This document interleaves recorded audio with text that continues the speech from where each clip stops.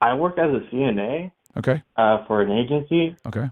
and I am still new to it, but I make good money. I'm just a little nervous, like asking for help or asking what I should be doing in the job, because like it's majority all women.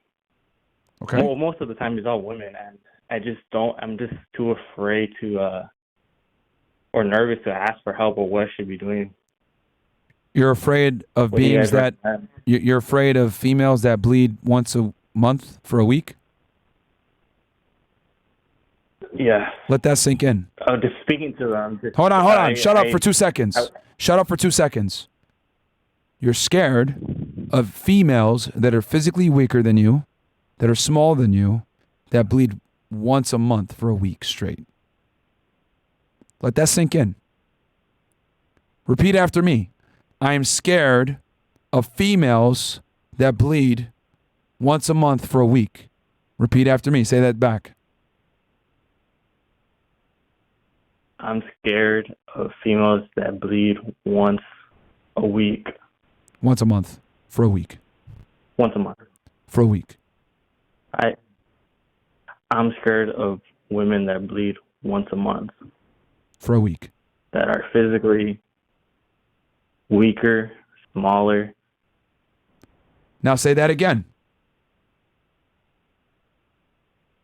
I am scared of women who bleed once a month, who are weaker than me. Say it again. Okay. I am scared of women who are weaker and shorter than me. What? Okay. And bleed And who bleed once a month for a week. for a week. Now say it one more time and tie it all together and say it with your chest this time.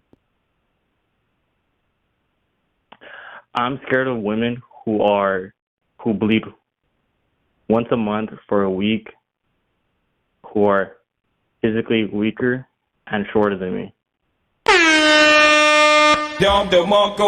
What you just spoke, my friend, is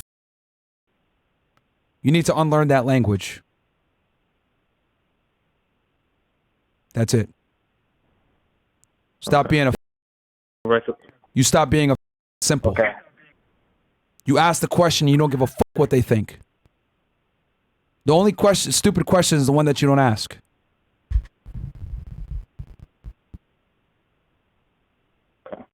All right. Grab your nuts. Realize that you're a man. They're females. They're smaller than you. They're weaker than you. They bleed once a month for a week. They're physically inferior to you and they can't do anything to you. Stop being a That's what you do. No more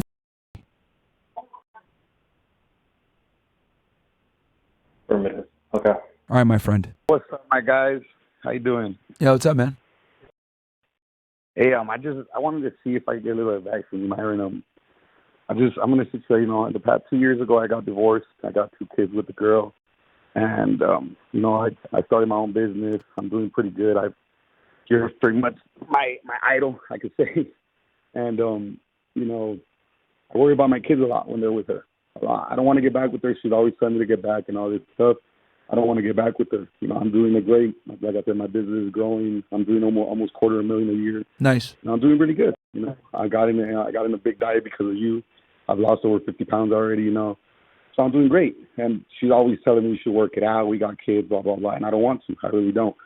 But my kids always worry me when they're with her because I know the type of girl. She's not a hoe or anything, but I know, when I met her, she was a good girl. Right now, she's a little older than me, but I know her body count has gone a little bit up.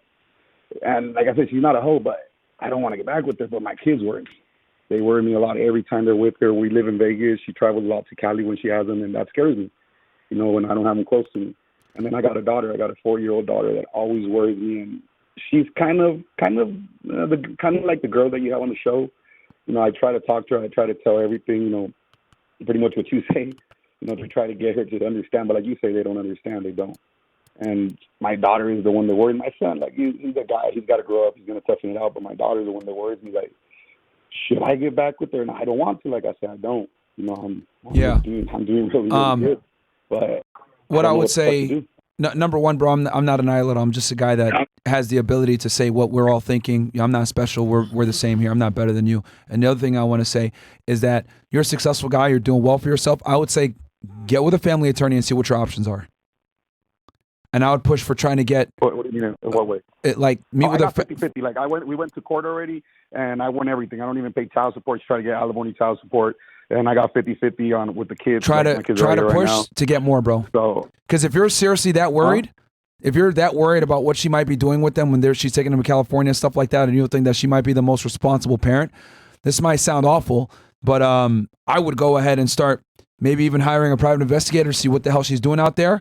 Collect some evidence that shows that she might not necessarily be the most fit parent. I know this is devious, but that will give you the ability to get more custody of the children. Because to be honest with you, if you don't trust her, then the only way that you're going to be able to put yourself in the best position is you got to get 100% custody of those kids.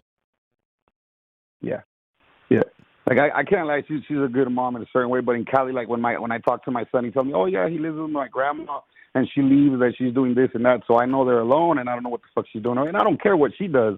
But my kids are alone. They're with grandma. You got the money. You know who the fuck is protecting them? You got the money. You might be able to go ahead and hire a private investigator to do some snooping when she's out in California, collect evidence, and then you can go ahead and use that to push for 100% custody. I ain't gonna lie to you though. It's gonna be an uphill battle. It's gonna be very difficult. You might lose, but if you're that worried about your kids when your wife has them in California, that's an option that you could take. And I would also consult with a family attorney before you employ this strategy.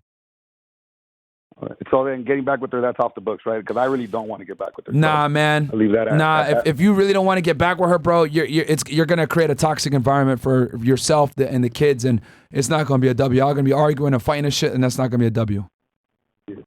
Yeah, we do. We fight a shitload. Yeah, nah, fuck no. Nah. Okay. I would say just push to get the 100% custody. Yeah. No, I am going to try, because when I fought with her in court, man, I fuck, homie. She dragged me down, but at the end, I still won at least. Yeah. You know, I look at it 50-50 as a win for me because normally, you know, it is a win normally. So. No, it is a win. But with your situation where you're worried about that stuff, you're going to have to fight for more time. Meet with the family attorney first. Discuss options. If your family attorney thinks it's a good idea, hire a private investigator. And I want to tell you very transparently here, there's a high likelihood you might not even get them a hair above 50%. But if you're that worried, hey, man, expend all your options so that you know at least you tried, all right? No, yeah, that's a good thing because at least that'll push her to kind of get the hint. Even if I don't win at court, but try to at least push her because sometimes she'll try to work with me, but like in certain things, like everything else here in Vegas, she works with me, but she always, the only thing I always ask her is don't take them to Cali, and I'll even give her money. I tell her all the time, I'll give you money, just don't take my kids to Cali, and she don't give a. Yeah. She'd rather live ghetto the way that she is than give her money to live better. I even told her, and you can make a case for that. You can make a case for that in court, you know. But again, consult with the family attorney, discuss options of potentially hiring a private investigator, document how she might be putting the kids in a dangerous situation, being in a dangerous neighborhood, blah, blah, blah. And just know it's going to be an uphill battle, right? But we'll hit the next caller, bro. Yeah. Thank you for calling in. I am 39 years old. I went through a nasty divorce that made me go ahead and lose my nursing license. Currently, right now, homeless. And want to know, what should I go ahead and do? Should I go ahead and go into a different new career or go to a trade? If you lost your nursing license, it's going to be very difficult for you to get it back, man. So it might be time to pivot and go into another career field. Unless you can go ahead and get your license back in maybe another jurisdiction. But it depends on how you lost it. Now, what about because I was in a toxic relationship with the mother of my kids. I'm assuming y'all are divorced and don't live together anymore and shit. Correct. And I even lost the 2 kids of mine, too. These companies don't care about your kids. Yeah, bro. You need to build yourself back up so you can be in a position where you can fight for 50-50 custody. And what about a trade? Do you recommend me to go in? There's a bunch of them. You go welding, electrician, any of these trades that like a plumber, like any of these trades will obviously you're going to have to be an apprentice first and, you know, deal with a pay cut in the beginning from being a nurse. But you can absolutely get involved in these trades. You could do construction. You could do landscaping. Okay. All right, man. Thank you. All right. Mechanic, etc. All that stuff. Cool. All right. Not a hater. I told you.